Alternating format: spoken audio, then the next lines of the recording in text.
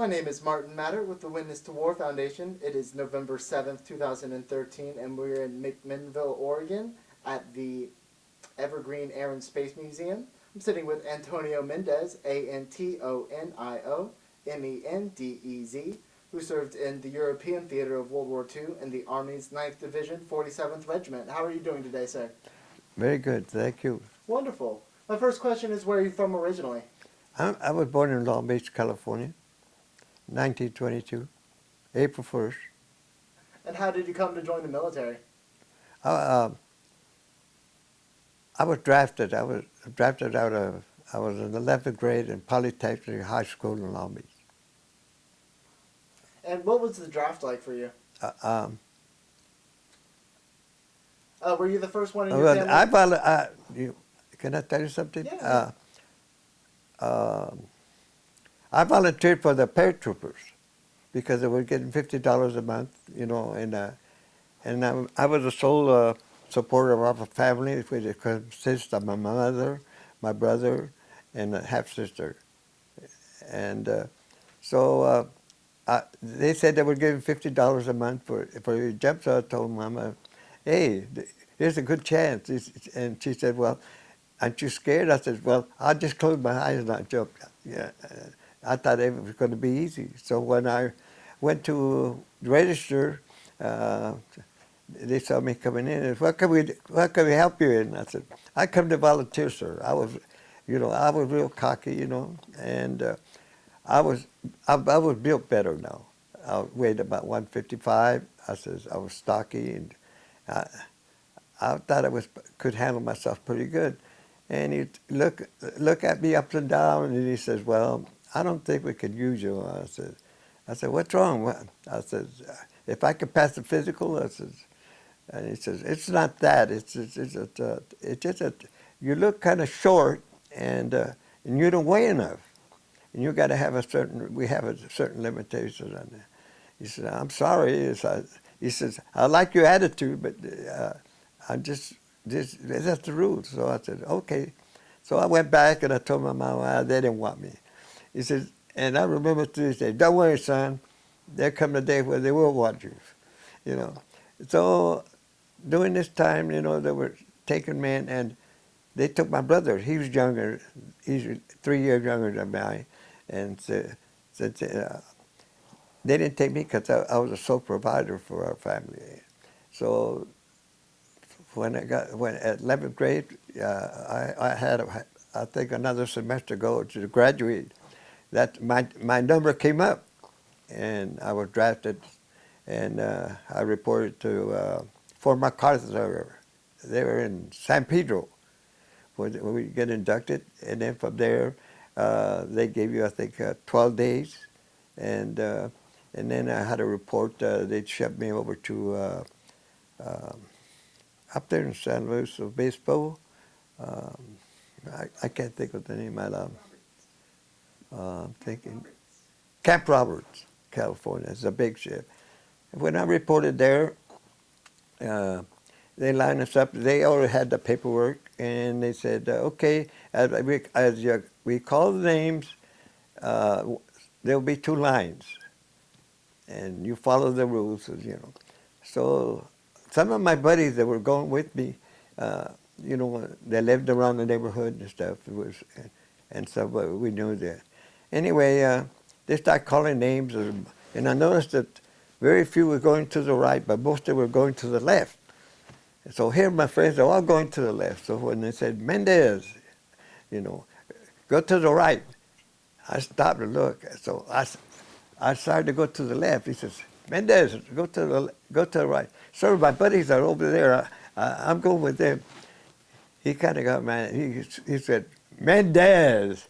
I said, to the right. Yes, sir. So I went to the right, and I looked at my buddies, you know, they looked at me, and they go, you know, what's happening? I go like this, you know. So, but, you know, I look back now, that was the best thing that could have happened to me. Because after they got the group and we separated, they went straight infantry. I went to the motor pool. And it happened, the reason I went to the motor pool, because at the time they took me, I was driving truck. for a produce company, you know. And so I guess so. So my first training was driving a truck for the Army. I mean, their way.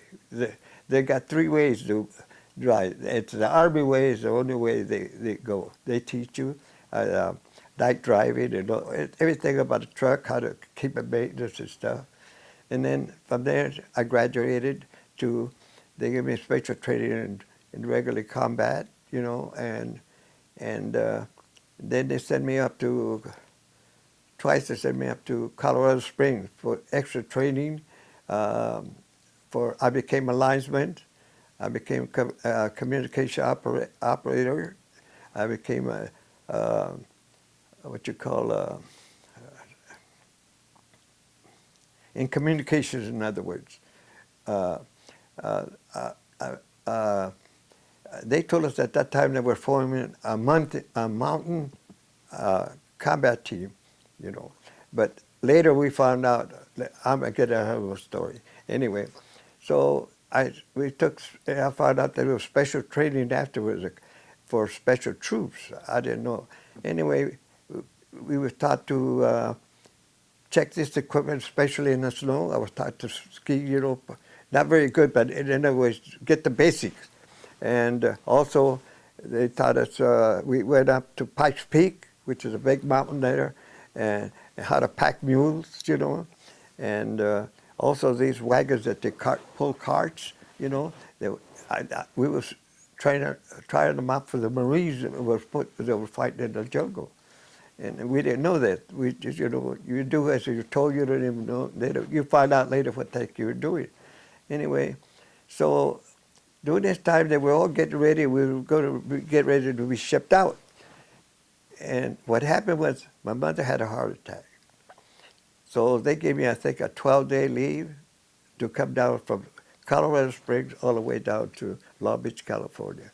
When I got here, as soon as she saw me, it looked like she perked up. The doctor told me that was the best medicine she could have had.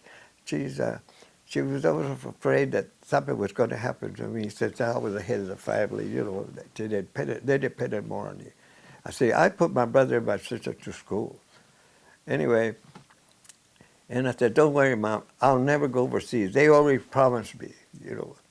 I just wanted her to get well. He said, well, Manuel already went. Yes, I know he was already. In fact, he went to Sicily. He was attached to the 7th Air Force. Anyway, so that's how I got. So when I get back, everybody was gone. And I was really devastated. What happened? Well, they left. I said, there was only a few of us left there at the camp. I said, well, what are we going to do? He said, Mendez, you don't know how lucky you are. I said, what do you mean? They went to the jungle. They went to join General Stilwell. He's over there. I said, you just made it out. I said, oh, yeah, but they're my friends. And he says, forget that.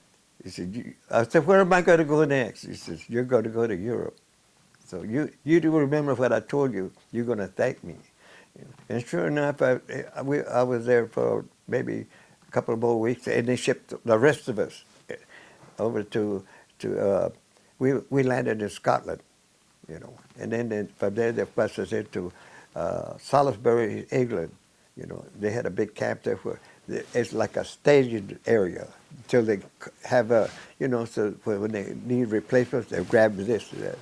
Anyway, so while we were there, we was only there about 2 weeks when all of a sudden my name came up. It said, Mendez, report to CQ.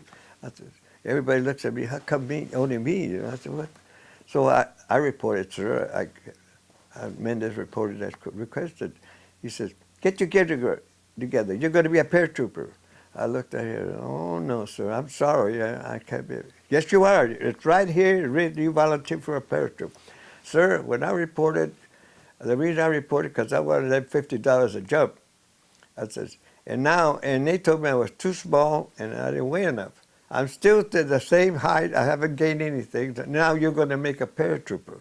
And the way I see it, I'm not going to get that much experiences as they had in the States. So I have to refuse. I says, I got three MOS said you can send me a truck driver, infantryman, or communications. I said, take your pick. He said, well, I'm going to send you infantry. That's all right, sir. But I'm not going to be a paratrooper. And good thing, because 2 weeks later, the guys that volunteered, they thought they were that good. Half of them were in the hospital, either broken arm or legs, you know. They didn't get that much training. They only gave them one job, and then would ship them over, you know.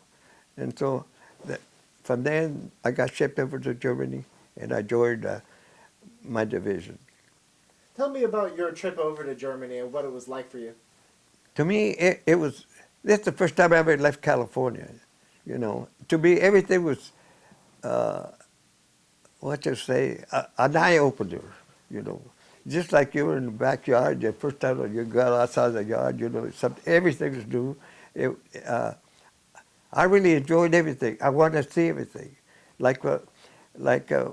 As my progress went, whenever they landed in a city, the guys would go to the bar, not me. I wanted to go to the highlights, like things of interest, you know. Like when I got to go on one of my state areas, I was in New Jersey. I went to New York, you know, and I became friends with a lot of friends, and I said, let's go to the bar. No, you want to take me? I want to go to Cody Island. I want to go to the Empire State Building. I want to do. They look at me. What do you want to do? You can see it. No, I want to know. I want to see them now. I don't want, because I figured if I don't see them now, I'll never get a chance. You know, that's the way I was. You know. Tell me about the first members of the 9th Infantry that you spoke to, and what your unit was like when you got there. Well, when I got there, I reported, and they told me I was to join the 47th Regiment. You know, I was a replacement in the machine gun squad, and at that time it was Sergeant Jackson, I believe. He was a non-com of that squad. So when I had my gear and stuff, you know, I reported. You have to. They were already in a line, so you were truck up to a certain point, then you get up and walk, and they tell you where to go, you know. And so when I got there, I reported to the sergeant. Yeah, I asked him. So he told me, well, is you a replacement? I said, yes. And he said, well, according to here, you're a machine gunner. Well, let me tell you the truth. I said, I haven't fired a machine gun since basic. I said, all this other stuff, I've been in communications. I said, but I'm a good rifleman. I was an expert rifleman, because during my time, we used to go up north and pick grapes, you know, to send my brother and my sister to school, and I used to go hunting. I had a 22 that I used to hunt, you know, and for the wild rabbits, the hares, and Mama, I'd make one, and she'd skin it and put it in a can of with salt water to kill all the wild thing. And then afternoon she'd fry it. That fried rabbit was really delicious, and so I became very good. So right away they wanted me be what you call a sniper. I said no. I said I don't want to be by myself. I just want to go with the troops. You know what I mean? I always wanted to be with somebody. I never wanted to be by myself. So what did you end up doing? Pardon? So what did you end up doing? Well, like I said, I joined the machine gun squad, Oh. and I told the sergeant that I hadn't fired with. He said, "Well, let me see what you can do." I said, "Well, first thing," he says, "you load the gun," and you know, it was already loaded, so I cocked and took the thing. I said, then I stopped. I said, "Let's see," and I tried to remember what I used to do. You know how they taught that. He said, "Yeah." After I finished, you know, and he says, "Yeah, you're okay." He says, "You're a little rusty. I can understand that." He said, "But you'll pick it up." Yes, sir. And from that day, I became a machine gunner. And it's a unit that's really formed real close. You depend on each other, you know. Could you tell me what kind of machine gun it was and what your squad it was was a like? 30 caliber machine gun, water cooled, you know. and that's one. It was a heavy. It's supposed to be a heavy weapons there, because they have a 30 caliber light. You know, I think it weighed the machine gun weighed at least 50-something pounds, not counting the tripod. It's probably another 25 or 30 pounds. It's been a long time since That's fine. And what was your machine gun squad composed of? Pardon? What was the squad composed of? My squad was composed of 12 men, at that time. And sometimes they add up 1 or 2 men. It all depends where you go into. If you're attacked or something, sometimes they straighten that up for you, But mostly it was around 12 men. Could you tell me about your first mission with the 9th and the 47th Regiment? Well, at that time, they were stationed, they were dug in a little town outside, let's see, I think the town sounded like Moosburg, and it was a holding place because we were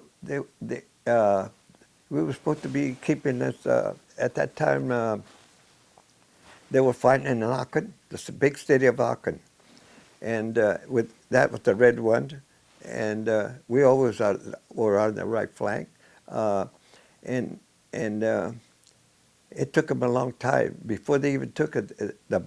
They bombed that city till it was level, and it still took them 3 weeks to go because they were fighting in the cellars.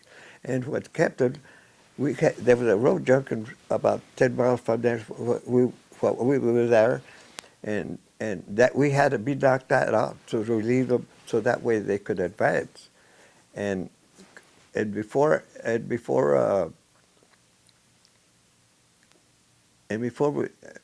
I got there, they had already attacked and they didn't budge, because they had tanks dug in. They had a tank dug in and just fired like that.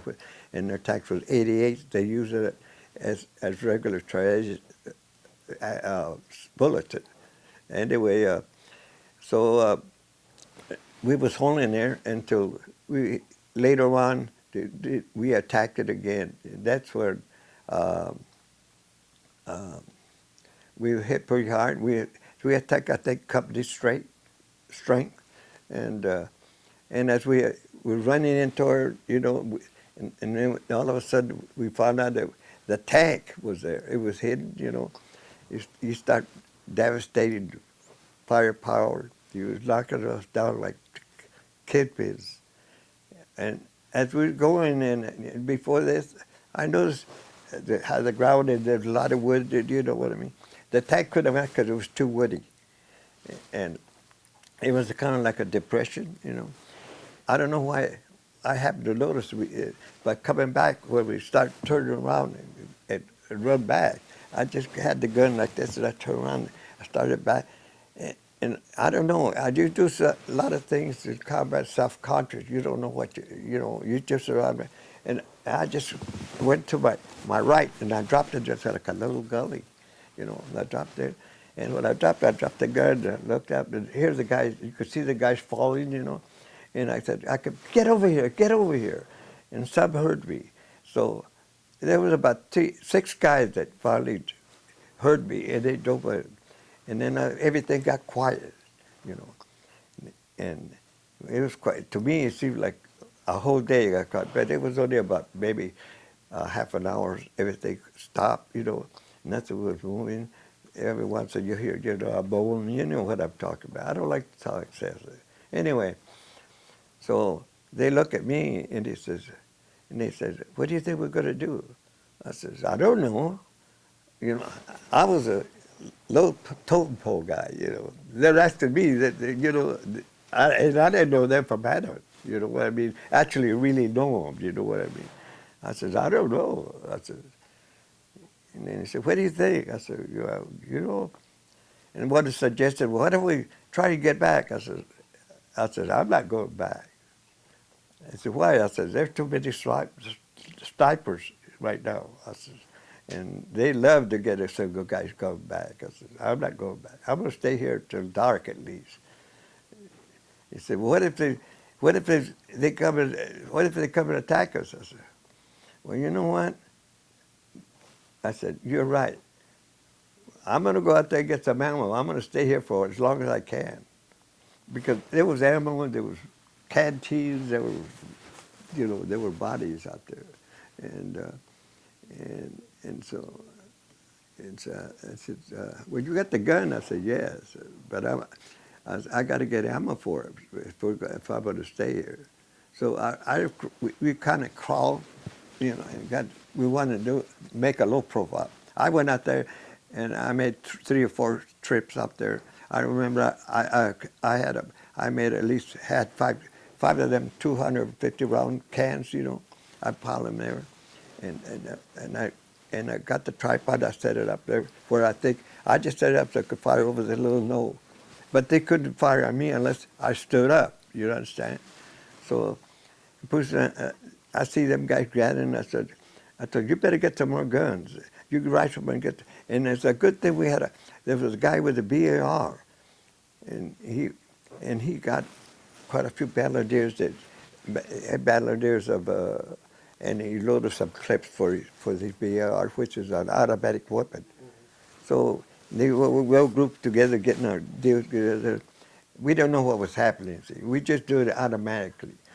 And they said, well, they seemed to look to me like I knew what the heck was going on. And I said, I don't know. I come out. They said, well, what would you think? I said, well, I told her, you know what? If they're going to do something, they're going to do it pretty soon. I said, we got a better chance tonight. I said, but because nothing's been happening. They're going to send scouts out. I said, they're going to say if they got us all or what. I said, I'm going to set up right here, so I'm going to cover that area here on my right flank. And I said, if I was you in the BAR, if you're going to be here, why don't you get the left flank? And I'll tell you what me and you're going to do. I said, we're just going to fire spurts. And you do the same because I want them to think you got a machine gun also. And that means that there were more troops here. And you guys with extra rifles, I don't care if you shoot or not, just shoot that rifle. Make sure, I want you to make a lot of noise. I said, I think that would work. And it did work. They tried 2 or 3 times, you know what I mean? We didn't hit anything because we just fired it because, the same way that they did. They just tried to creep up and, they had patrols out. So after it got quiet, in Germany it gets dark in the woods real early. It got dark and he said, well, they got to guys, well, we're going to start moving. I'm going to go. I said, they looked at me, you going? Nah, I'm going to stay. I decided to stay. I said, the Lord helped me here. And I said, he's telling me something. I'm going to stay here. So they talk about themselves, and people say, we're going to be with you. I said, well, look, I'm not forcing you. You guys do what you want. Don't look at me and why do you keep asking me these questions?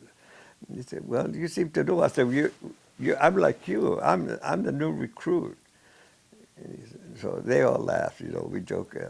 That's the first time I ever heard them laugh. I said, anyway, so it must have been about 11 o'clock.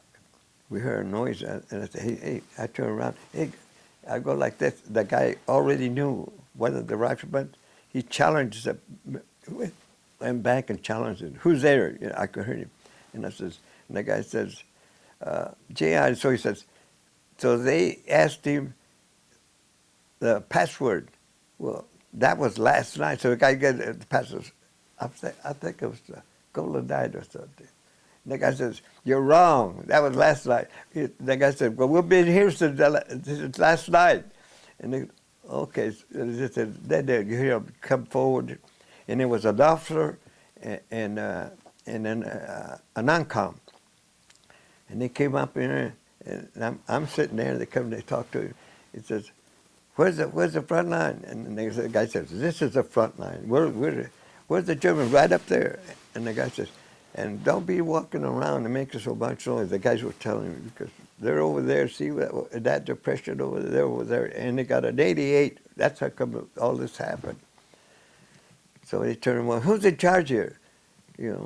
And Nobody said anything. He says, well, how come everybody's here? How did you guys get together? And they'll say, well, that guy told us to get in here, you know. And he looked at me. I said, look, sir, I have nothing to do with this, you know. I said, I just jumped out here and I thought this was a good spot. I said, and I hollered at them. And I thought that was good to get out of there because they were knocking us down. And then here we are. Then he says, he looks at me, can you hold this for another half hour? I looked at the guys, what do you think, you guys? The guy says, yeah, we could hold it. Yeah. So he says, I went like that, point at him. We can try. So he said, okay. He was gone. And then the first thing they asked me when he's gone, you think he'll come back? I said, well, he said, really hope he does. I said, I don't know. And sure enough, within 45 minutes, you know, they tried to be quiet, but to me it sounded like a bunch of cattle at night, you know. They were careful, but, you know, you're nervous and everything. It was a whole company of men that came in, and one of the officers says, which is your line of fire? Well, sir, I said, mine, because I'm machine gun, I'm firing at this angle. The BR's firing over there. So he went, so he says, I'm going to move that position. You can do whatever you want, you know. And he says, and he told the Donka, get these men back to the rear and take care of them. So he said, come on, you guys. So I just picked up my gun, and that guy picked up the tripod, and here we go, we went back. We went back to headquarters, and the first thing they did is take them to the shower. We stunk, you know. We had to wash, you know. You don't wash in the front line. You stay as long, unless you're able to, and you know. And that was the first nice bath, warm water we got. It was outside deal, you know, with a big deal. Anyway, you only have 2 minutes to soap and this over there. But that was great. We got new uniforms. They were all clean. Anyway, we was there for about 3 days. And we were all together. We was fed good, you know. We just wandered around. Did nobody bother us. And they kept saying, what do you think they're going to do? I said, we're going to go back on the line. This is just a rest for us. I said, they're not going to send us home. You know that. And sure enough, a sergeant came out. I said, I want you guys straighten out and be ready. General's coming out to check on you guys. I want their shoes shined. We didn't have any polish, but we would brush them with the rag, you know. And so we stood out there here, and there comes that guy with the Jeep with, you could see the stars in the plate, you know, and that little flash coming on. And I think it was General, what the heck,